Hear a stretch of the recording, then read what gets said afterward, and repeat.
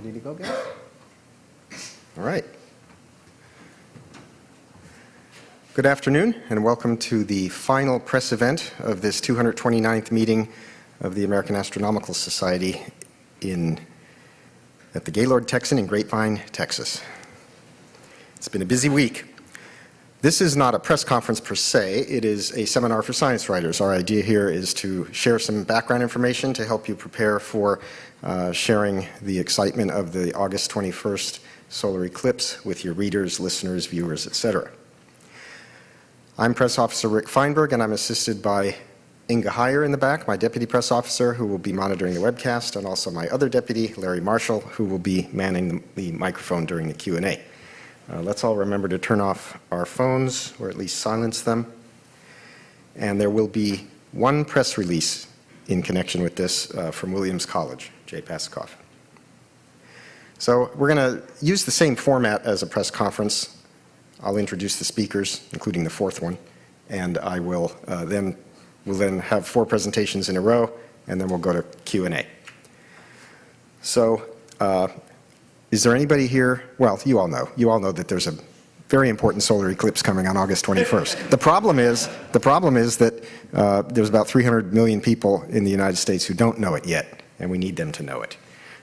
So that's the subject today, because we need your help to do that. So there's going to be 4 presentations. We're going to have Jay Pasachoff, who many of you know, from Williams College, who is going to talk about science that can still be done during solar eclipses from the ground. Alex Young from NASA Goddard, who's giving a plenary talk later this afternoon, will talk about the 2017 solar eclipse through NASA's eyes. Angela Speck from the University of Missouri in Columbia, who's the chair of the AAS Solar Eclipse Task Force, will speak on challenges and opportunities for that group and how you can help us. And then finally, Rick Fienberg from the American Astronomical Society is going to talk about solar eclipse eye safety. But before we begin, I would like to share with you the world premiere of a 5-minute public service announcement that the Solar Eclipse Task Force has prepared with our friends, with our friends at the American Institute of Physics. This is a rough cut, so you're welcome to be critical, because we always appreciate constructive criticism, but don't say things like, well, you can say whatever you want, but just be aware that it's a rough cut, all right? If you can't see the screen and you want to, you can. I can't see it. Yeah, why don't you go down into and then come back. All right, be careful, that's a very long first step. Okay, it has audio, and we'll do our best to keep it from being too loud. And you'll recognize at least some of the people in here, I think. All right, let's go.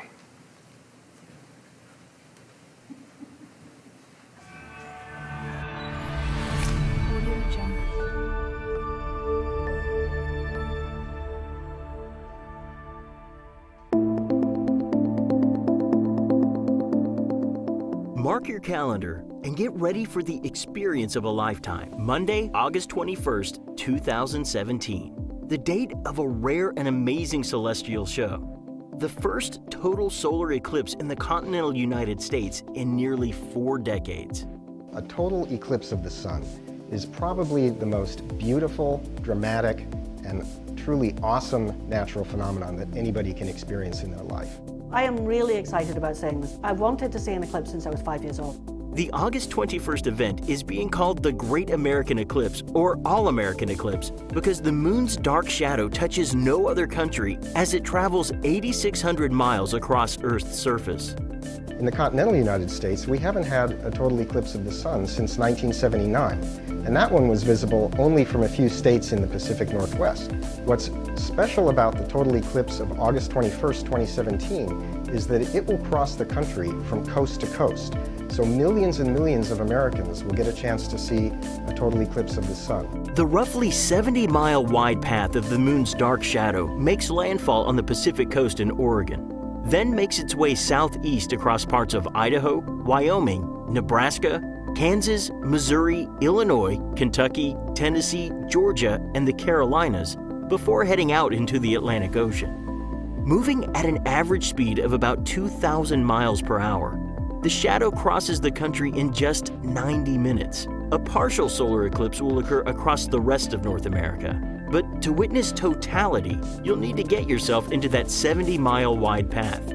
According to Rick Fienberg, the difference between a total eclipse and a partial one is literally the difference between night and day. If you didn't know a partial solar eclipse was happening, you might not even notice it. Totality, when the moon covers the entire disk of the sun, on the other hand, is impossible to miss. Solar eclipse is really an experience. You experience it with your eyes, you experience it with your skin because you feel the temperature drop, you experience it with your ears because you hear people shouting and screaming all around you. A total solar eclipse happens when the moon comes between the sun and Earth and casts the darkest part of its shadow, called the umbra, on our planet. Within the umbra, the sky gets as dark as deep twilight. Sunset colors glow all around the horizon, and the sun's outer atmosphere, the shimmering pearly white corona, becomes visible. Totality will last longest, about 2 minutes 40 seconds, between Carbondale, Illinois and Hopkinsville, Kentucky. Elsewhere, viewers near the center of the shadow's path can expect at least 2 minutes of darkness. Where's the best place to see it depends on all sorts of things. So first of all, if you live on the path and you can just see it, that's great. If you're near the middle of the path, you're going to be under the shadow for longer. So that's the best place to be. But then there are other factors. Obviously, you don't want it to be cloudy. So going to the places that have the best chance of clear skies. So by far the best place is Eastern Oregon. It's high desert. You're most likely to have a clear sky. But don't fret if you're not lucky enough to live within the path of totality. An estimated 200 million people, about 2 out of every 3 Americans, live within a day's drive of the shadow's central line. Nearly all the rest are within a 2-day drive. Especially with the ability to travel that we have these days and with social media making people aware, this is going to be the first opportunity for people all over the US to travel and see a total solar eclipse, which is often a life-changing experience. Although total solar eclipses occur somewhere on Earth every year or two, they're usually in remote locations requiring expensive and sometimes difficult travel. On average, any given spot on Earth gets a total solar eclipse only once every 400 years or so. Eclipse chasers like Fienberg never tire of seeing the solar corona, which looks different at every eclipse and is eye-wateringly beautiful. The 2017 eclipse will give millions of people in the US their first, and for many, their only chance to experience totality. Fienberg encourages you to do what it takes to get into the path. To go through life without seeing a total eclipse of the sun would be kind of like going through life without ever falling in love. You'd just be ashamed. Everybody should try to see at least one. August 21st, 2017. Prepare yourself for the cosmic experience of a lifetime and hope for clear skies.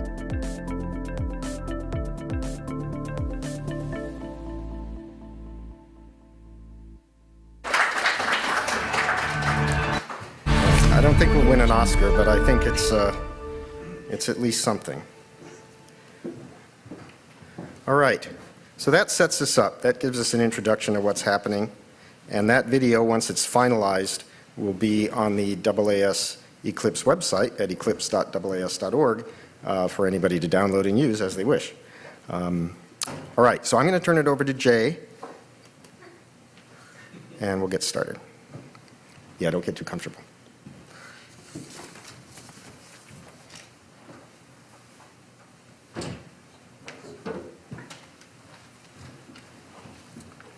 Thank you very much, Rick.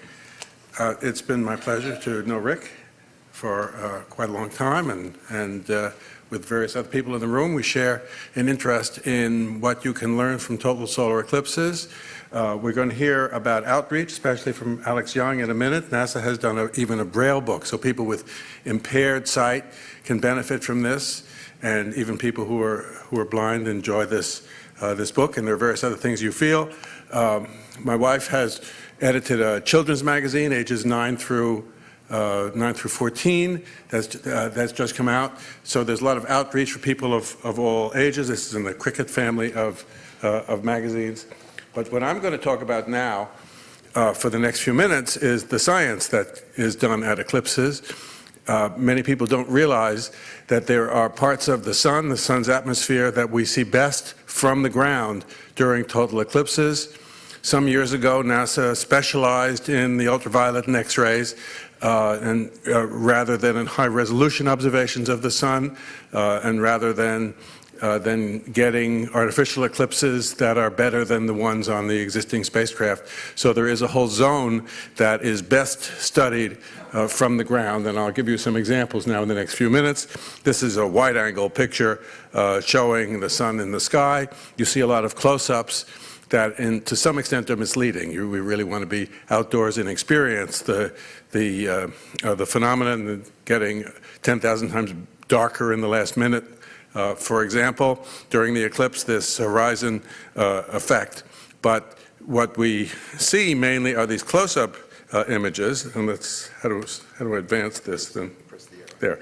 Okay, I'll skip the abstract. So I'm going to show you some examples from the last few total solar eclipses, in particular in 2013, right in the middle there.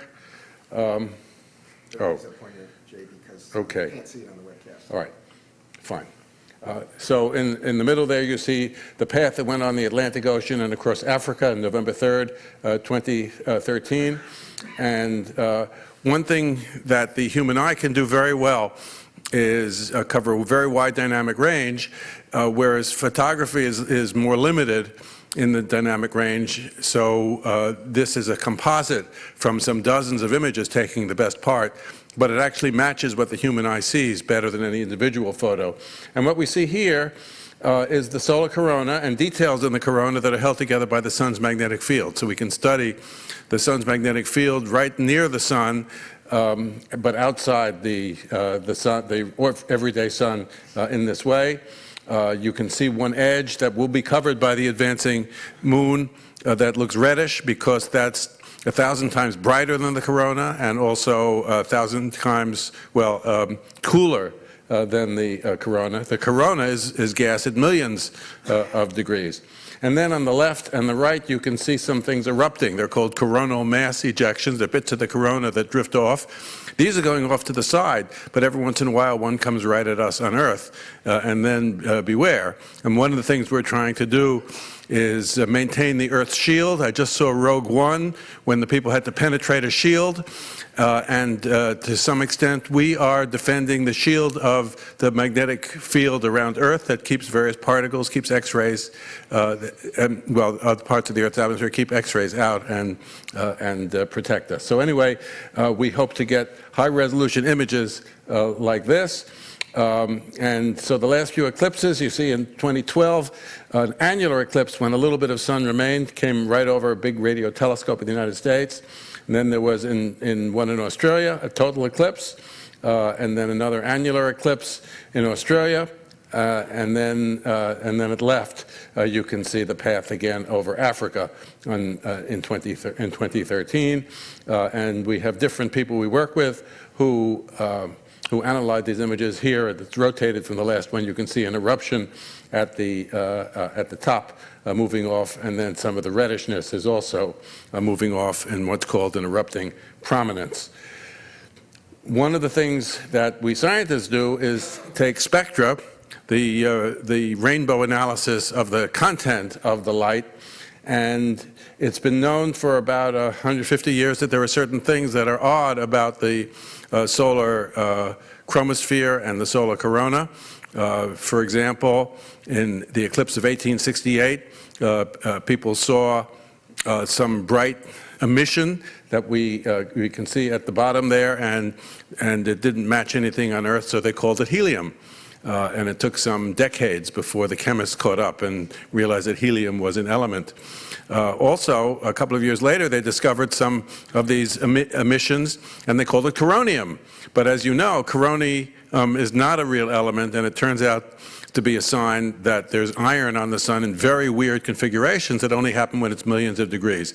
So one of the things we've been studying is the temperature of the corona, and the question of just how the corona gets heated to 1,000,000 degrees is something that we do investigate at eclipses and other times. And we are going to make some very fast observations, sub-second observations at the eclipse from my site in Oregon that we hope will help distinguish among models of how the corona is heated to millions of degrees. There are some spacecraft up, but they can't go down to the surface of the sun. So in this particular composite, the donut of black and white images is our eclipse image with the sun, but we've pasted in the middle one of the spacecraft observations in the ultraviolet, in which you can look at the surface of the disk and see the places from which the eruptions took place. And then NASA has a spacecraft, works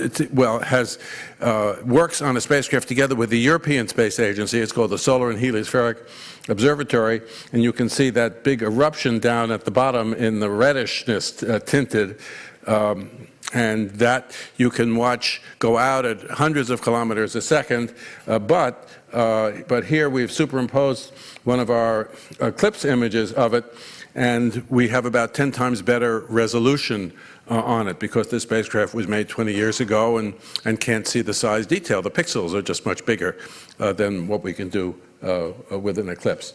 We are studying the sun over the sunspot cycle. This graph shows the sunspot cycle. At the bottom right, you see where it says 210. In 2010 was the minimum of the sunspot cycle. Then it went up to a maximum, but a low maximum in the number of sunspots and the grouping of sunspots. And then and so that's when, and the 2013 was what we saw, the image we just saw. But since then, the sunspot number has basically gone down and down, and will be even lower at this eclipse. So we will have an eclipse at the minimum of the sunspot cycle.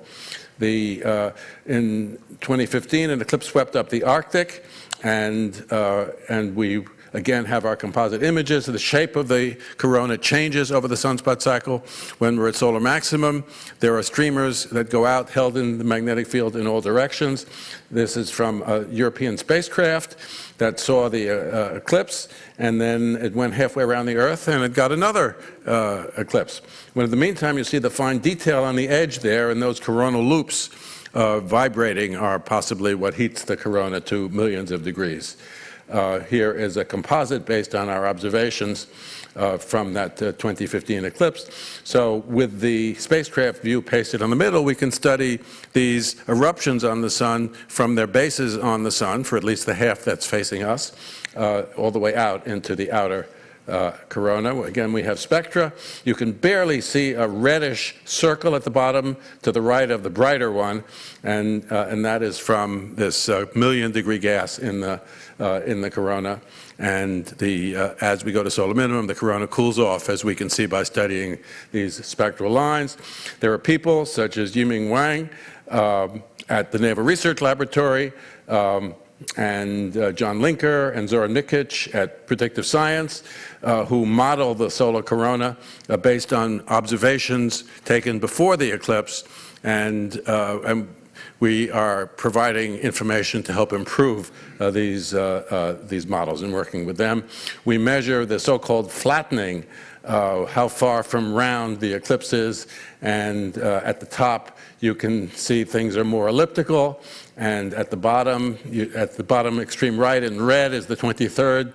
2013, it was really pretty round at that time, and then by 2015, at top left, the sun was more elliptical. As we go past solar maximum, we have fit curves and done various kinds of detailed analysis to it, and the 2016 is intermediate between the two, so it's not a monotonic dependence on the sunspot cycle, and that's one of the things we'll be studying. Here's another way of graphing the so-called butterfly diagram, the latitudes of the sunspots on the sun and how the sunspots evolve over time. And you can see again at bottom right that we're coming to the minimum of the sunspot cycle.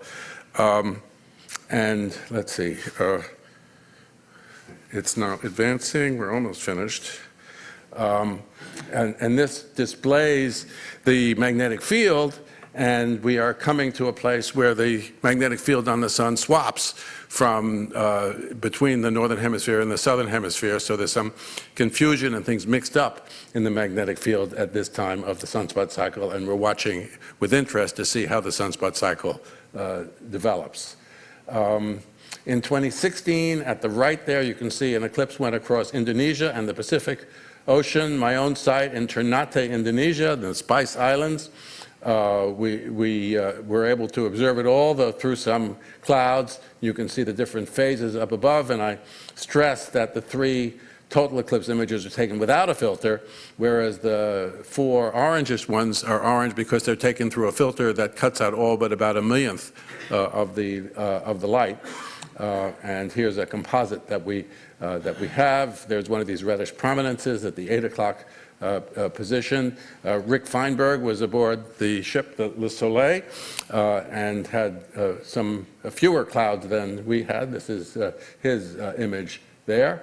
And then the spacecraft were still up. This is from that European spacecraft. We see the detail on the edge, and the predictive science people have the model on the left, and you can compare that with the detailed observations on the right, and you can see that there's an overall agreement, but we want to make their model finer and improve this modeling capability and working with them on that. Many of you heard a lot of publicity on November 19th when there was a launch by NOAA of a satellite called GOES-R. The launch is shown at the upper left, and my former student, Dan Seaton, now at the University of Colorado, and NOAA is working on a spacecraft that NOAA looks at the Earth, basically, to study weather, but some bright person figured out that the solar panels are always pointing at the sun. So now they can put a solar telescope that's always pointing at the sun, and a new one just went up on November 19th. It's in shakedown now. This is a big thing. Here are the temperatures, where basically the 6.0 would be 1,000,000 degrees, so some are a little less than 1,000,000 and some are a little greater than 1,000,000 with the degrees in the filters that we use to study the sun, and we tie this together with the images from space. Here's the fields of view, FOV, for an older spacecraft that's been superseded called TRACE, Transition Region Coronal Explorer. And now the Solar Dynamics Observatory from NASA has a bigger field of view. And then the Solar Heliospheric Observatory has an even bigger one. And this new GOES-6, a solar ultraviolet imager. SUVI has the biggest field of view, so we can see the corona further out into space as we continue down into the solar activity cycle that you see descending there at the bottom. There are a number of scientists who are studying the eclipse. My colleague Shadia Habal from the University of Hawaii has some apparatus that she uses with filters to study the various spectral lines in the infrared, what the sun is like at different temperatures, and you can see at different temperatures there are different parts that show up better. I'm associated with the so-called Eclipse Mega Movie Project, where we will accept millions of people's data, observations from across the country. Some will be on iPhones and Android devices, and some will be on normal cameras. And we're working with Google to receive all that massive amount of stuff. It's Hugh Hudson and Laura Pedicolis from the University of California at Berkeley who are in charge of that. And one of the things that we'll be studying is the diamond ring effect that you see on the right in this sequence of observations by Fred Espenak in just over a few seconds, how there are dramatic things on the edge of the sun. And this is from a paper that we gave at the American Geophysical Union last month discussing a preliminary. And then Matt Penn from the National Solar Observatory and colleagues work what they call the Continental America Telescopic Eclipse Experiment, so-called Citizen Kate, where they'll have 60 identical telescopes at least across America, again, to see how things develop as the shadow passes the United States in about 90 minutes.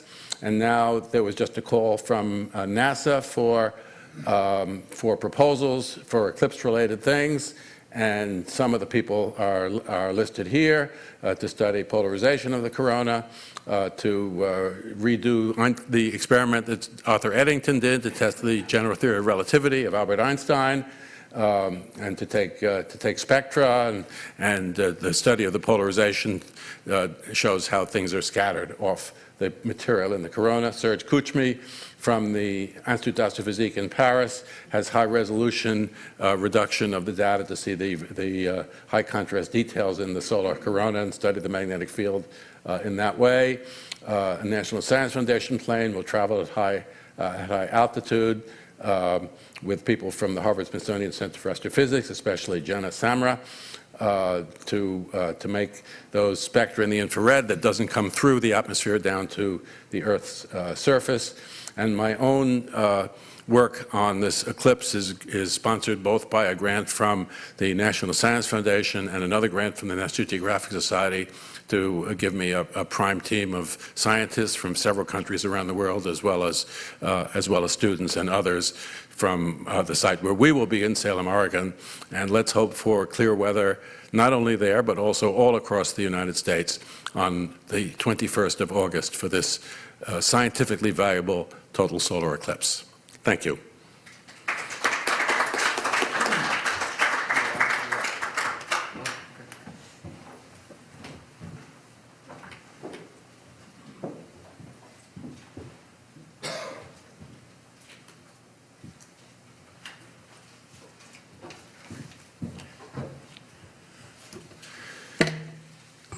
So, hello everyone. My name is Alex Young. I'm the Associate Director for Science in the Heliophysics Division at NASA Goddard. And, oh, it's my plenary talk. Just showed up. Oh, that's your plenary talk? That's fancy. Okay. I was going to save this for my plenary talk, but maybe I'll use some of these slides if I need to. I wasn't actually planning on using any slides. But what I wanted to do is give you an overview of what are the goals and focus of NASA, which is what this talk is going to be about. So in addition to my role in heliophysics, I'm overseeing the agency's efforts for education and public outreach for this event. And it's an interesting one for NASA because NASA mostly spends its time dealing with space, from space, and generally works on large events that they have some control over, like a launch or dropping a rover on Mars or something like that. And we certainly recognize that this is going to happen, whether NASA has anything to do or not. But what we want to do as an agency is to help oversee and support all of the work that everyone else is doing in the nation and in fact across the world, because a lot of people even outside of this country are interested in supporting this amazing opportunity, not only because of the unique opportunity for an eclipse itself, but of course because this eclipse is going over such a huge populated area, such a large swath that we're going to have the opportunity to make observations, for example, with things like Citizen Kate over roughly an hour and a half, which can be stitched together to give us a long time view of the corona and to see dynamics. As a space weather and solar physicist, that's one of the things that I'm interested in is the dynamics of the corona, what's happening with the magnetic field, and how is that producing this phenomenon we call space weather, which impacts not only the Earth, but from NASA's perspective, it impacts the entire solar system. We have spacecraft everywhere in the solar system, and they're all impacted by space weather, as well as the planets and rovers on the planet. So that's one of our jobs and mandates is to keep an eye on all of our assets through the solar system. So stepping back, as far as this eclipse, NASA is working with organizations like the AAS, like NSF, a lot of universities to promote safety first and foremost, okay, for this event. And when we say safety, we mean safety beyond just safety of looking at the sun and making sure that you're using the appropriate eye protection when you're not talking during totality, but also the safety of the fact that this is a huge logistical nightmare. And everyone on this panel has mentioned this, and you'll continue to hear this because it's really a big concern. There's a lot of people that are going to be trying to get to the path of totality, and especially people that decide to do it on the morning of or even the day before. There's just not enough porta potties in the world to handle this many people and to deal with the kinds of traffic flow. So these are things that the park services are concerned about. They're concerned about people coming and just basically stomping everything down because they've just had so many people running across really delicate areas.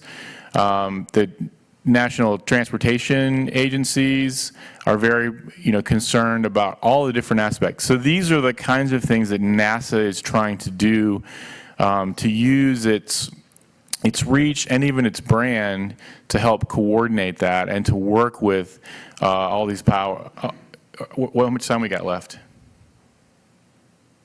Oh, am I too close to the mic? Is that what you're saying? Okay, I'm sorry. Sorry. So that's one of the first and foremost focuses of NASA is the focus on the safety. But the next opportunity is science. This is a unique opportunity to do science. As Jay has mentioned, we do a lot of great science in space, but there is this sweet spot on the sun.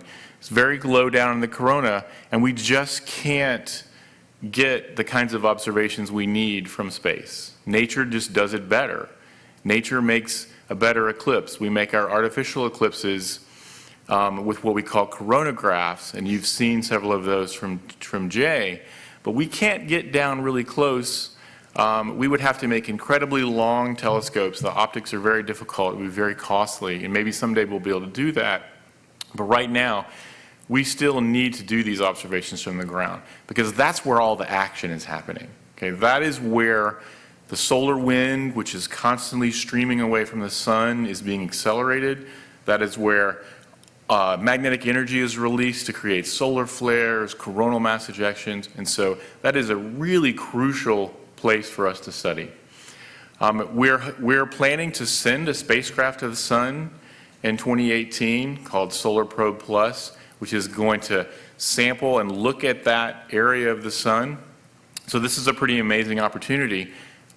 But having said that, we still can get more information and unique information here on the ground. So that's one of the reasons NASA is very interested in supporting this science, because it supports its science, and it's a critical part of bringing all the pieces together. And then lastly, this is an opportunity for education, an opportunity for outreach. This is, as everyone has mentioned, a celestial event without compare. Okay? And I say that I'm actually going to give away something I was going to say during my plenary. I've been trying to see in a total solar eclipse. I've been studying the sun for most of my adult life. I've been studying science most of my life. And I've seen partial eclipses, I've seen annular eclipses, and I have yet to see a total solar eclipse, even though I've been studying this part of the sun for a long time. Life always seems to get in the way, but I'm going to make sure that doesn't happen this year. But one of the things that's really cool is working with all of these folks and all the others who are at this conference, or some who are not at this conference, who have seen eclipses both as eclipse chasers, as scientists, as amateur scientists. Every one of them has shared how amazing, life-changing, awe-inspiring this event is.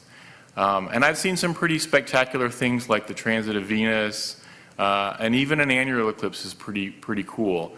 But everyone has emphasized time and time again that nothing, absolutely nothing, compares to a total solar eclipse. So I'm chomping at the bit. I can't wait.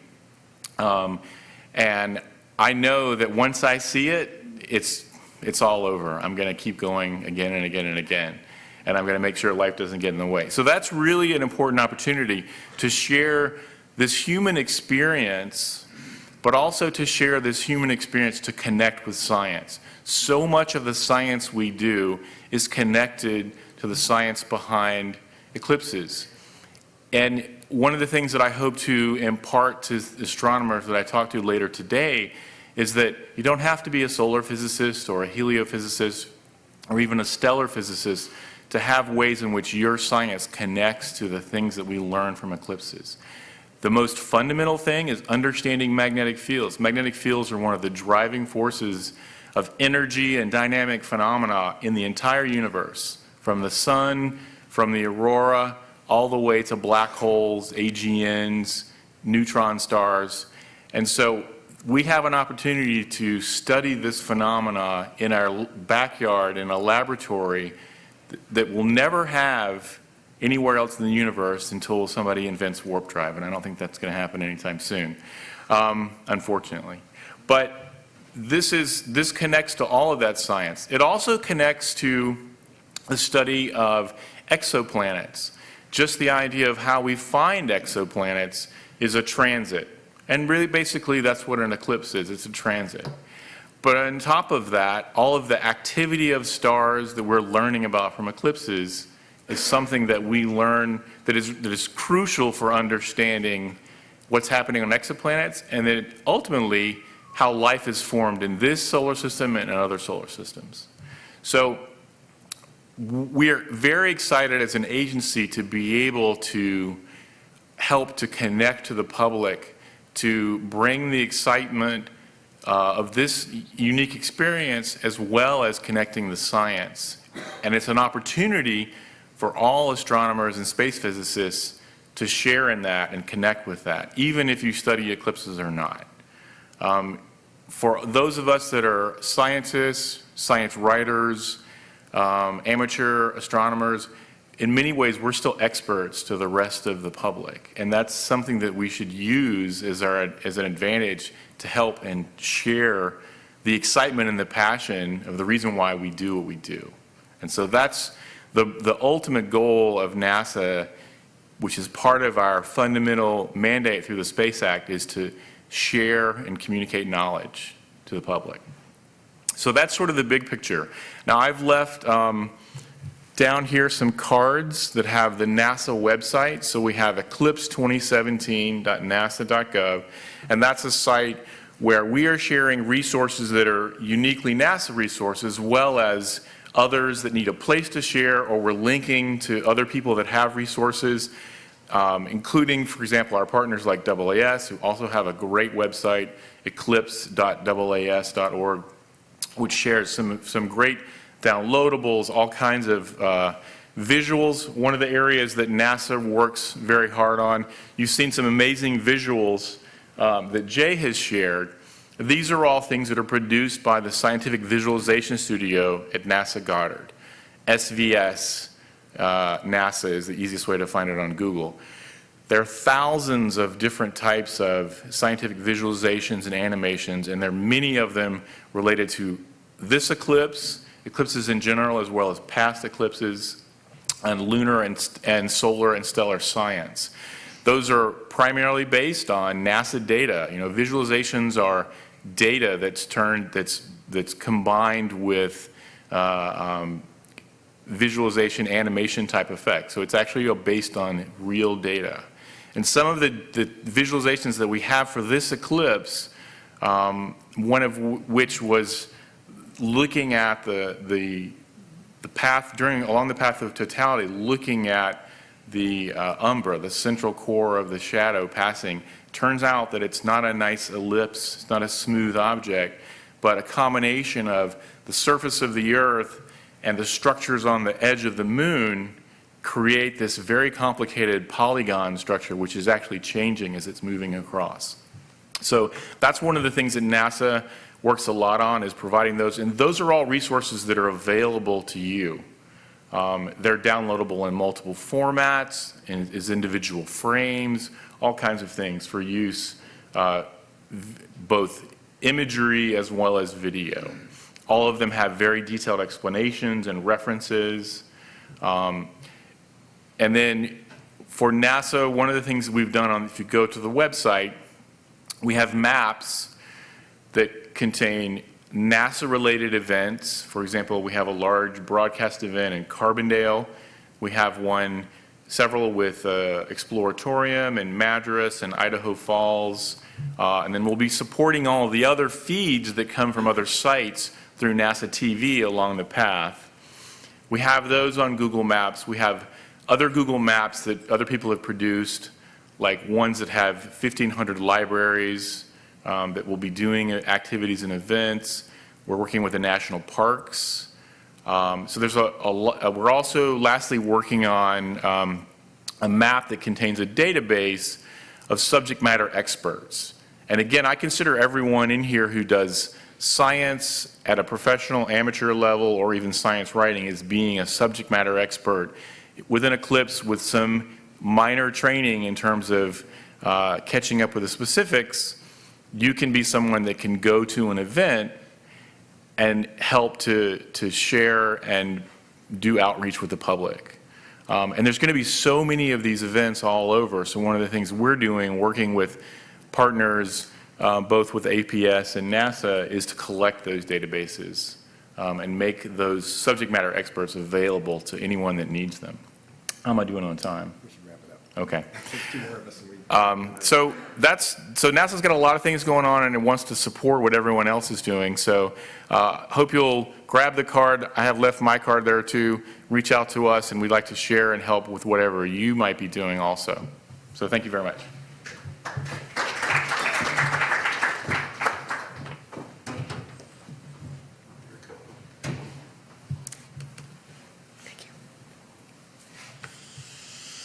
Hello, everybody. My name is Angela Speck. I am the chair of the AAS task force that's planning for the eclipse. I'm also a professor at the University of Missouri. My house is 6 miles from the center line of the path of the eclipse, and that's why I'm doing this.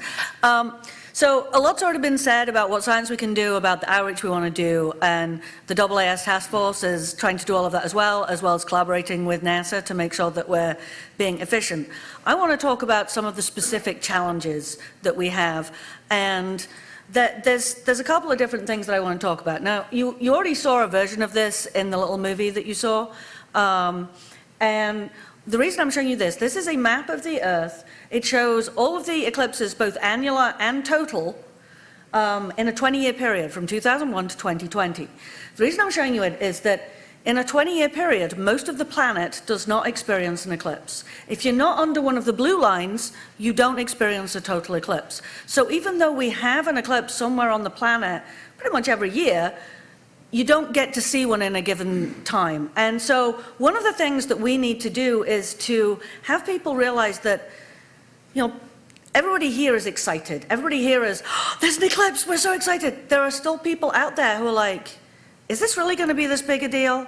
And so one of the challenges is getting out there and getting people, especially in the locations along the path and close to the path, ready for this. And just to give you a couple of ideas about some of the stories that explain how big of a deal it is. When there was the last time there was an eclipse on US soil was 1991 in Hawaii. That one doesn't help us. Hawaii's hard to get to. But that same eclipse hit Mexico. There were parts of the border with the US that Mexico closed the border. If you didn't have a hotel reservation, you couldn't get in. That was 1991. Most of us didn't have email, let alone internet access, and certainly not social media. So I want us to be thinking about that in terms of what that means for how many people might be coming to the path of the eclipse. Another is just how long has it been? People think that they've seen a total eclipse when they haven't. And this particular view graph shows you every single total eclipse that has been visible from the continental US since the US has been a country, okay? So the last one that happened was the one in '79 up in the Northwest. And you can see that that one is, really if you weren't up in the Northwest, you were nowhere near it. The difference with this one is it's the first one to cross coast to coast in nearly 100 years. The last one is the 1918 one that's slightly south of that line. Places like where I live in Missouri haven't had an eclipse for hundreds of years. It's 1442 was the last one where I live in Missouri. And so getting people to realize that this is something that, although it's not something that's rare on a global scale, this really is rare, and you haven't seen one, and there's this big swath of land over which you can see it. Now, the other challenge that we have is getting people to realize, it was mentioned in the little video. I actually would argue, but that's because I like to drive, that everybody lives within a day's drive. And I'm going to try and see if this works. Hang on. Give me a second. Okay, so there are 12 million people who don't need to go anywhere. They live on the path. There are 50 million live within 100 miles. There are 88 million within 200 miles. This is going to keep going. The point is that if you're within 100 miles, that's a couple of hours drive. You can get in the car that morning and drive to the path. But there's no one, I mean, on this map it's got out to 900 miles. I've driven 900 miles in a day. In fact, I drove that much to see the annular eclipse in New Mexico. So only northern Maine, and there aren't that many people in northern Maine, is not included in this 900 miles. So basically, every single person in the US is within a long day's drive. And there are 88 million people that live within 200 miles. That's a few hours' drive of the path of totality. On top of that, the best view is from the center line. That is to say, you get the longest time in darkness. So even within the path of totality, people at the edges will be wanting to move. This presents a bunch of challenges.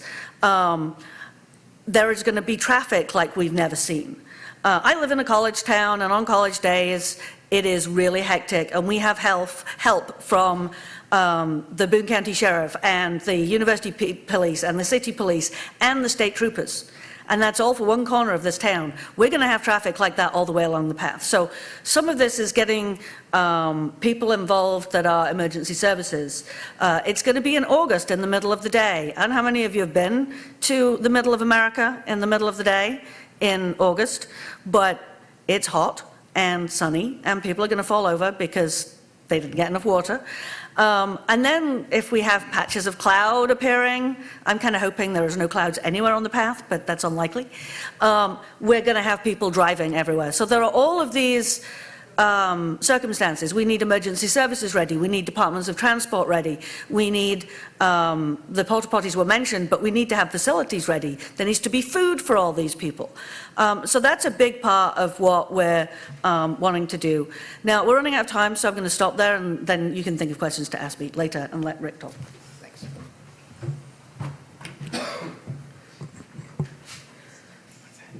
All right, well, as Alex mentioned, there are broader safety issues than just eye safety, but I'm going to very quickly just make a few high-level points about eye safety because it's one of the areas that people are extremely confused about.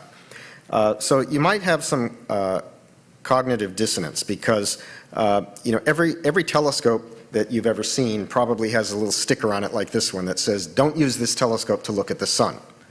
But you also see lots of pictures of the sun, and you hear about lots of observations from amateurs and other things.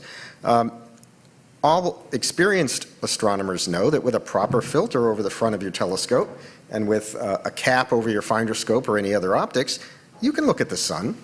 Okay, you just have to have the right equipment. Similarly, your mother told you never to look at the sun, ever, right?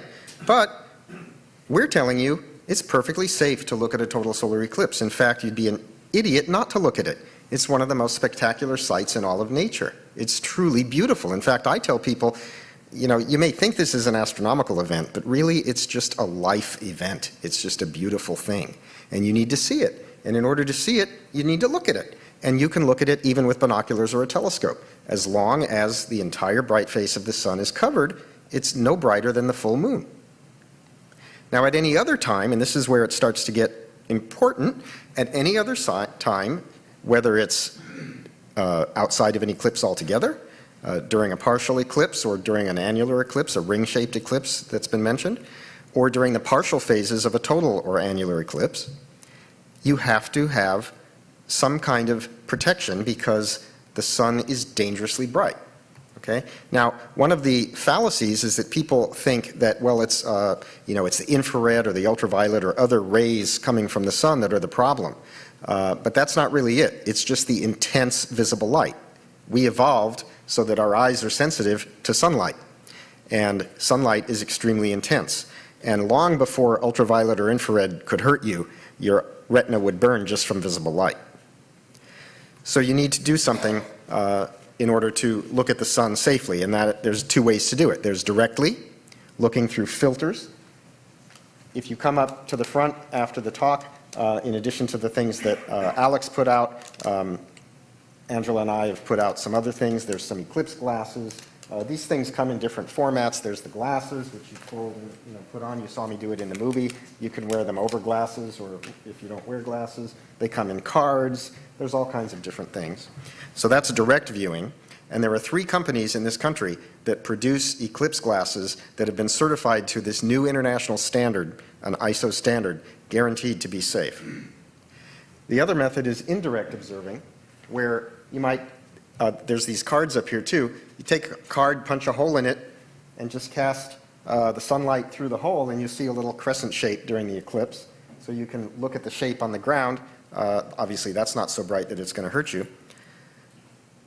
A lot of people wonder if you can just use dark sunglasses, because we keep saying eclipse glasses, and they look kind of like sunglasses. And in fact, in a development that I'm not particularly fond of, the companies that make these are now making things that look like regular sunglasses. They're hard plastic. And people might think, oh, those look like sunglasses. Can I use my sunglasses? No, you cannot use your sunglasses. As Jay mentioned, these things are upwards of 1 million times darker than ordinary sunglasses. So ordinary sunglasses don't come close. Now, we've mentioned the AAS website a few times. As with the NASA site, we're trying to make it a gateway through which you can pass and find all the information and resources that you need. We point to NASA, NASA points to us, we're all pointing to each other. There's a handful of sites with extremely good information and resources, and we're one of them, but we're mostly pointing to the others. But the eye safety section in particular has sections on generally how to view safely, and then how to get these handheld viewers and how to use them. Where can I buy these and how do I use them? It gives different methods of pinhole projection or optical projection, tells you where to get solar filters. Now, my line shifted. I mentioned dangerous rays. I've heard this even from eye doctors and others who should know better. They asked, doesn't the sun emit dangerous rays during an eclipse? And I mentioned that, well, no, it's the sun emits rays all the time. There's no more or worse rays coming from the sun during an eclipse than there is at any other time. One eye doctor said, well, I thought that the moon's atmosphere focused the solar radiation onto Earth and caused it to be much more intense. Well, I said, well, there is no atmosphere on the moon. The moon has no effect at all. So don't be misled. There's nothing about what's coming off the sun during an eclipse that's any more unusual than at any other time. So one of the things we have on our website is a downloadable flyer, just a one-page flyer that tells you how to use these eclipse glasses, which companies sell the ones that are safe, and also points to our website and NASA's. NASA, one of the things we're very proud of is that we worked with NASA, with their solar heliophysics people, their eclipse educators, to make sure that they were happy with the messaging and we were happy with the messaging, and they have the same flyer on their website. And the flyer has been endorsed by the American Academy of Ophthalmology and also the American Academy of Optometry. Neither organization ever has endorsed somebody else's safety message before, so we're really excited about that. And in the same, also on the website, you can see how to do these different techniques for safe observing, either directly or via projection. So the question always comes up, well, what about, how bad are the eye injuries? I mean, don't, thousands or millions of people hurt their eyes during eclipses by not following the instructions? And the answer is it's actually quite rare. There are very few documented cases of certainly permanent eye damage, let alone even serious eye damage. As long as people pay attention, kids are the worst, they'll often ignore the advice of their elders. But for the most part, especially now that safe filters are so widely available, and because of efforts like ours where we spend months and months and months preparing the public for an event, there are very few cases documented of serious eclipse injury. It's perfectly safe. I mean, there's hundreds of thousands of amateur astronomers who routinely look at the sun, and we can still see. So this document, which is not the same as the flyer, but it was prepared by Ralph Chu, who's sort of the dean of eclipse eye safety. He's an ophthalmologist himself, or maybe an optometrist, but in any case, he's a research eye care professional, and he's evaluated all solar filters, and he's looked at all the literature about eye safety and eye injury, and you can get some statistics in there. But for the most part, he's saying the same things that I've been saying here. There's one thing that I want to point out that I actually got from Jay that I really like. And I think it's very perceptive and very wise and something to really keep in mind. If you have experts, whether they're misinformed astronomers or misinformed eye doctors or misinformed general practitioners or anybody else who hasn't paid attention to what's really going on here, if you have experts telling the public that they should stay indoors or they should not look at the sun or they should stay away from the eclipse or they should just not let their children look at it or something like that, and then 300 million people go out and have the experience of a lifetime, and all you read about for the next few days is how much fun and how wonderful everything was and that nobody got hurt, the people that those experts talk to are no longer going to trust experts. And we already have a problem in this country where people don't trust experts. So we don't want to make it worse. All right? So it's very important, I think. And I was very pleased when Jay first mentioned that. All right, that's all I want to do other than to say get thee to totality. One of the things that's up there on the chairs is a sticker here. It essentially says get thee to totality, but thee is spelled Y-O-U-R-A-S-S. So, I don't know. Anyway, we'll take questions with what little time we have left, but then on the way out, make sure you come down here. There's eclipse shades, there's safety flyers, there's information about books, there's all kinds of good stuff. All right. We don't have a lot of time, but let's see what questions we have. Wait for the mic, okay, just so the webcast folks can hear you. And tell us who you are. This is Dan Caton from Appalachian State University. We're going to be traveling a few hours down the road to South Carolina where the path goes through. I was a little bothered by that video where for a few seconds there was a scene, I think maybe of you, Rick, looking through a small telescope at the sun in a cloudy sky. That could bring out thousands of Kmart specials in closets that haven't been used by people who bought them. And I think that scene should be deleted, in my opinion. I think here's a subtle subconscious message that, oh yeah, let's go dig out the telescope in the basement. I think I agree. That's one of the things I'm thinking about asking to be changed. That actually was a quick excerpt from a second video that we're working on with safety, where it's much more clear what's going on there. But in this case, it's not explained. Right. You wanted to comment? I would say, yeah, it's a solar telescope, but that's not at all clear from that spot. Right. Right. No, I agree. Thanks for saying it. Anybody else? Oh, over here, Calla. Hi, Calla Cofield with Space.com. Clarifying what a couple of you were talking about preparing for this, are any of these agencies or government groups actually making designated observing areas? So there are going to be observing areas all the way along the path. I'm not sure that it's really the agencies that are doing it, so much as the agencies are facilitating it happening and making sure that people are ready for it. You're going to have sites that will be at, but there are going to be sites all the way along. So I'm actually reaching out all across the country, but across Missouri, which is easy for me, I don't think you'll be able to go anywhere along the path in Missouri and not find somewhere to view it. There are official viewing sites where there will be, water and shade and viewing glasses and things like that. I think these are mostly being set up by the local cities and towns and parks and things like that. What the federal agencies or state agencies can do is help get the message out to the municipalities. Right. And that's what we're trying to do, is trying to push the message from the top down. Except that where there are those of us on the ground who can also push it from the ground up.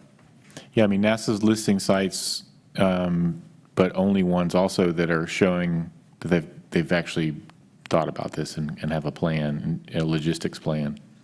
But we're not actually putting the sites together ourselves. Yeah, and one of Alex mentioned maps. We have a Google map on our site too, where we're listing all these organized eclipse viewing events. So as we find out about new ones, whether it's just the day of or whether it's 3 or 4 days of festivals or other activities, since it is happening right after a weekend, you'll be able to find those on this map. And I think our maps are the same too. They're very similar. Okay. They're all Google-based Well, I maps. thought Dean Pesnell was doing those, so maybe it's the same. Maybe it's a different one. No, it's a different map, but Okay, it's right. yeah, but it's the same basic idea. Okay. I have a question. Jay. Many people have used the term eclipse glasses, and I am pushing, and I have not succeeded, I see, they should be called partial eclipse glasses. Okay, I'm going to push back. I would say they shouldn't be called partial eclipse glasses, but they should be called solar viewing glasses. Because one of the things that we're doing in our outreach ahead of time, especially with schools, is getting the glasses out there